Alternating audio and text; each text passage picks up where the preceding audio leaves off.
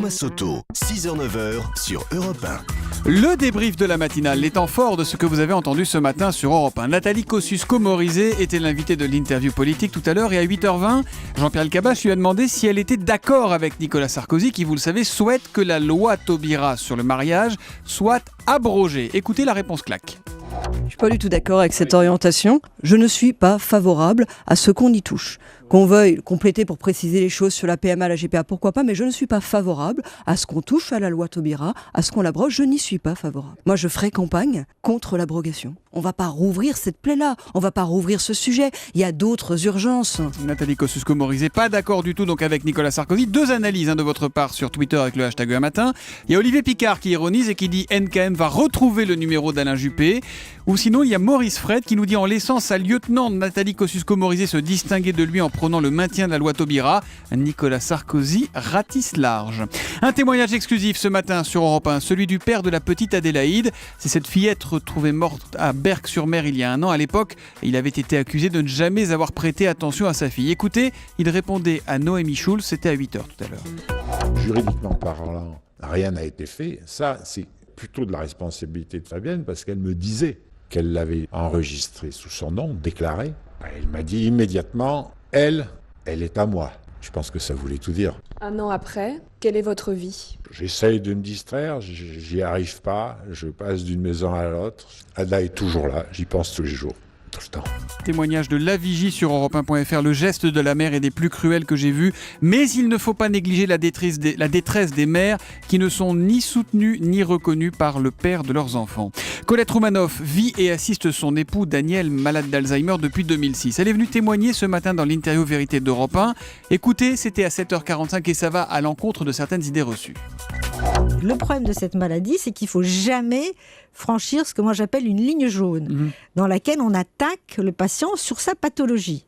Si on lui dit « t'es un imbécile parce que tu ne sais pas faire la différence entre 4000 et 500 », eh ben, cette personne va se sentir attaquée, détruite, rejetée, tombée dans un trou, et donc elle va devenir désagréable. Un patient Alzheimer, c'est pas un martien. Il y a des choses qui l'améliorent et des choses qui l'aggravent. Enfin, quelqu'un qui nous parle avec réalité, simplicité et amour d'Alzheimer. Merci Madame Roumanoff, je suis infirmière auprès de patients Alzheimer, un métier extra. C'est ce que nous dit Evelyne de Besançon sur Europe1.fr. Roger Federer a déclaré forfait hier soir en finale du Masters de Londres. Les problèmes de dos du champion suisse vous inquiètent. On a eu beaucoup d'appels sur le sujet au 3921. Ça inquiète notamment Hubert. Bonjour Hubert, vous nous appelez de Saint-Étienne. Bonjour Thomas. Alors, quelle est votre question, mon cher Hubert ? Par rapport à la Coupe Davis qui se joue en fin de semaine, si Federer ne joue pas pour la Suisse, la France a-t-elle déjà gagné ?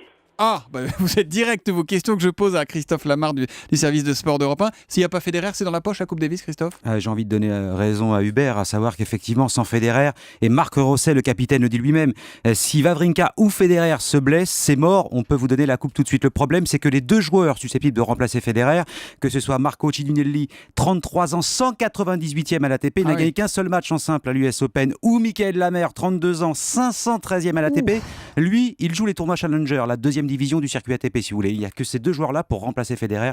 Effectivement, même si une balle de match n'est pas gagnée tant que vous ne l'avez pas joué, ça paraît quand même très compliqué sans Federer. En tout cas, il n'y a pas de forfait de Federer pour l'instant. On saura ça dans les jours qui viennent. Merci beaucoup Christophe Lamarre. Si comme Hubert, vous avez une question à nous poser, c'est très simple. Vous appelez tout au long de la matinale au 3921, le standard d'Europe 1. Et puis Johnny Hallyday, notre Johnny national, revient avec un nouvel album. Il s'appelle Restez vivant. C'est le 49e album et derrière cet album se cachent des histoires de gros sous, comme nous le racontait notre journaliste Mathieu Charrier à 8h10.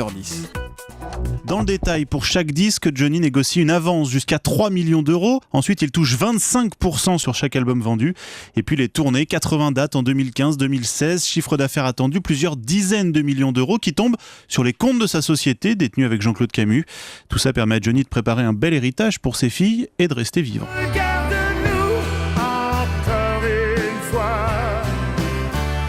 Voilà, Restez vivant, signé Johnny Hallyday, qui sort donc aujourd'hui et qui, de l'avis de toutes les critiques, est quand même une formidable réussite musicale. Il ne faudrait pas l'oublier non plus.